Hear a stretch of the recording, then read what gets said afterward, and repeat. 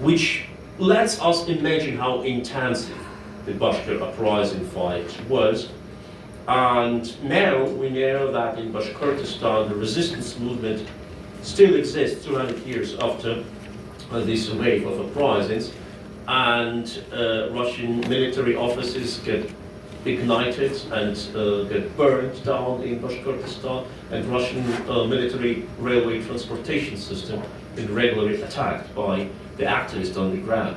What is the situation there, and what is the view of the Bashkir nation who live under Russian occupation in the territory of Russian Federation on this case, Ruslan?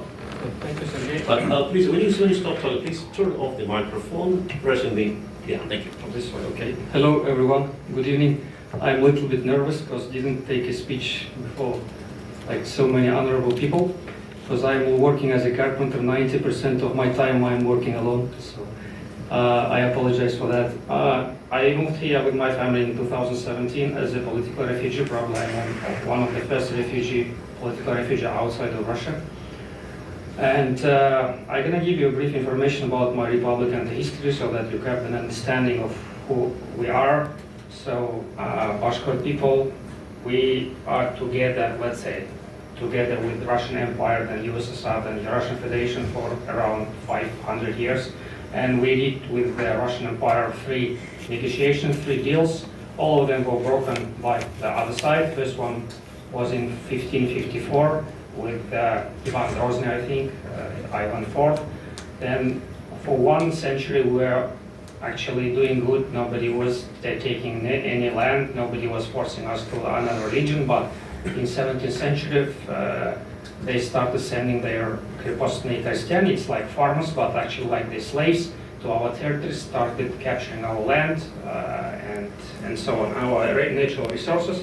So first uprising started in 17th century. There were 2 big wars in 17th century. Actually, we won them. But after that, where they came more prepared, and if you look at our history in 18th century, you see uprisings every 20 years. And they were actually, they finished very sad for us. So people were, like men, were making kids, babies, then going to war. They were losing it. Then the Russian soldiers were coming, burning our villages down, raping our women, destroying, killing our elders. And it was happening every 20 years. It stopped only when the Russian Empire made the capital of Bashkortostan as a muftiyat, so the religion center of Islam of all the Russian Empire. After that, Bashkort stopped. It was, I don't know, maybe they kind of understand our problems or made as if it was like that, but uprisings somehow stopped. Then there was another deal in 1917 when, after the revolution, when our leader, Zeki Validi Turan, made an agreement again with the Soviet Bolsheviks, and there was agreement, and one of the conditions was, are we going to support you, we're going to give you all the independence, autonomy, and so on, in economic, in politics, but you have to support us and send your army to St. Petersburg to help us. And Bashkir army was sent by train to St. Petersburg. That time Russian army comes to Bashkortostan and take all the rights.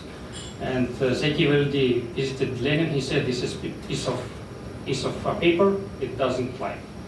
There is nothing we can follow. He just mocked at us.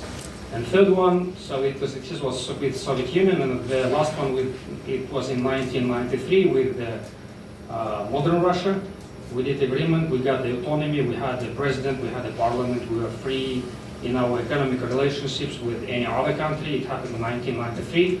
It was really going good until Putin came, because we prospered that way. In 7 years was where we are really prospering. But when Putin came, every year, one by one, all of our rights were taken, and now we are the regular region inside of Russia, like any other region. We don't have any rights. So with that being said, 70 years of Russian occupation during USSR, they thought that our heart is not beating the old way, like our ancestors 200, 300 years ago. And there were two events that actually changed minds of everyone. One happened in 2021.